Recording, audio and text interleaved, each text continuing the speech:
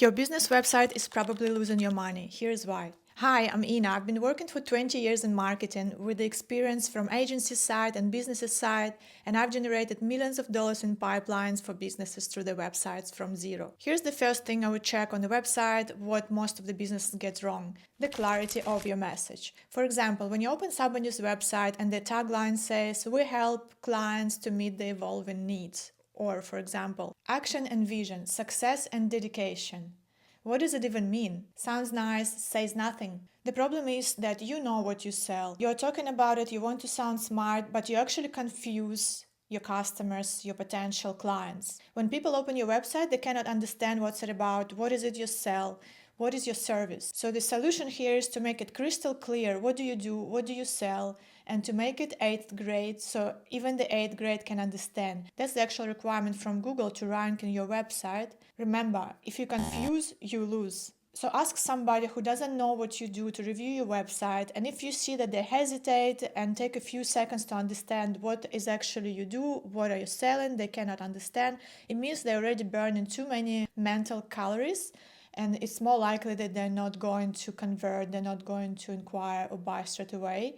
It will be more difficult to understand for them. They will just go to your competitors. The next point is AI-generated text. Do you ever use AI to write your text? Probably yes, especially these days. There are so many websites with garbage AI-generated text, all look the same, all sounds the same, and usually it's pretty obvious for people. As a result, you lose trust. I see AI-generated text that says nothing, and lots of AI-generated images as well. I just close the website. I don't want to deal with people who just want to throw some AI text on me and expect that I'm going to buy from them. So review your text against the common AI-generated cliché things. I will leave a link to my website below with an article how to avoid this and how to review it, so your website can look more human than AI. And also, Google search engines pick up the AI-generated text patterns and they rank your website lower. You lose credibility not only with people but also with Google, that's not going to rank you, and you're not going to come up on Google search if all your text is AI-generated, because Google can pick it up. The next thing I would check is the images weight and images names. If you upload megabytes of images on your website, just use what photographer gave you and you never resize it, you never rename it, your website will rank lower, you will have less traffic and inquiries, and your website speed will be horrible. Your website wouldn't rank on Google. So if you have any photos done with the photographers, always request for web size that has to be under 250 kilobytes, so your website wouldn't be flagged by Google as a low loading speed website.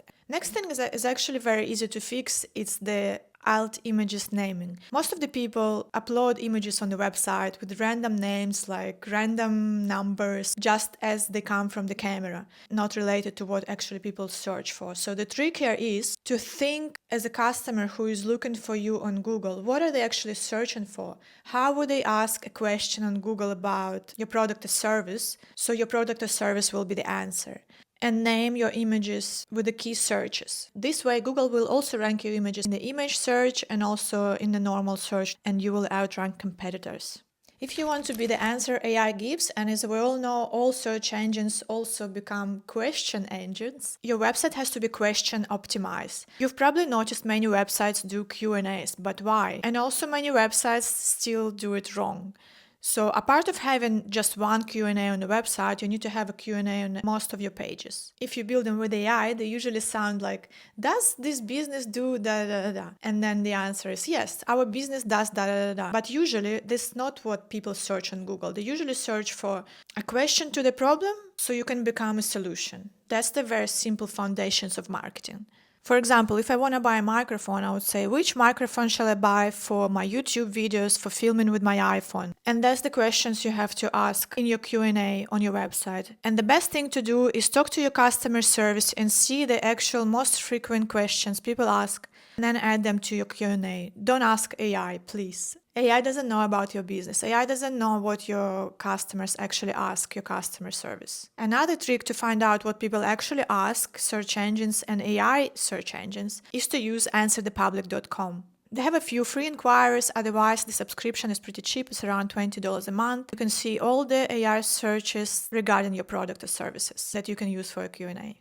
Talking about AI, so many websites now use AI-generated images or stock images for your website. So the websites looks faceless and fake and not human. I don't know if you noticed, but when you see the website with random images, all the same office, stage scenes, they all look the same. There's no real people that actually work in your company. So the way to fix it is take real photos, or at least ask AI to generate the photos with your people. And also link your social media. The other common mistake that businesses do is just to post Canva graphics on their social media without real people, without real projects, without real interviews, which also looks faceless, soulless, and doesn't connect people to your business. Another life hack that nobody actually mentions for some reason is the contrast of your text. Quite often I see gray text on white, and usually this is flagged by Google algorithms as a low contrast, not user-friendly design. The way to fix it is always make sure that you have high contrast if it's a black on white or white on black, and avoid using light gray text on white. Even if you can read it, it doesn't mean that all the people can read it and that Google will also rank it well. The next point to check is the heading structure. The most common mistake I see on the websites when there's a heading 1 as our products or our services, or even contact us. Heading 1 is the most important thing to rank your page on Google. It tells to Google what your page is about. This page usually is not about our product or services. It needs to be actually what is it you sell on this page, what is it you're trying to explain on your page. So Google can categorize your page and give it as an answer on Google search when people ask for something. And another thing that you can easily fix, the call to action, contact form, and the button. Is it easy to contact you when a person visited your website? Do you have a contact button? Do you have a contact form there? Do you have a phone number? So review your pages, make sure your headings are correct, make sure you have a clear call to action. What do they have to do? Do they have to fill out a contact form? Do they have to ask for a quote? Do they just click a phone call button? Make sure to run through all of these points and you will be already ahead of most of the websites out there. And if you need help, you can contact me in my agency and we will review your website and help you to be the answers AI and Google gives. I help many businesses in Australia and across the world generate traffic, leads, and sales from the website, and they could turn the website visitors into their customers with our help. Let me know if this was useful. Make sure to leave a comment and your questions for my next video. Thank you for watching.